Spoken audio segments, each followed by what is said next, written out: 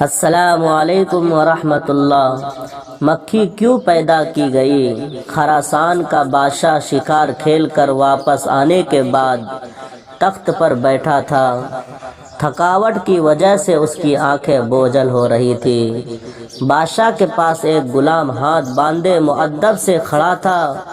بادشاہ کو سخت نیند آئی ہوئی تھی، مگر جب بھی اس کی آنکھیں بند ہوتی تو ایک مکھی آ کر اس کے ناک پر بیٹھ جاتی تھی، اور نیند اور بے خیالی کی وجہ سے بادشاہ غصے سے مکھی کو مارنے کی کوشش کرتا، لیکن اس کا ہاتھ اپنے ہی چہرے پر پڑتا تھا اور وہ ہڑبڑا کر جاگ جاتا تھا۔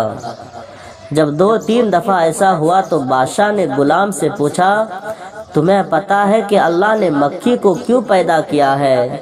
اس کی پیدائش میں اللہ کی کیا حکمت پوشیدہ ہے؟ غلام نے بادشاہ کا یہ سوال سنا تو اس نے ایسا جواب دیا جو سنہرے حروف سے لکھے جانے کے قابل ہے۔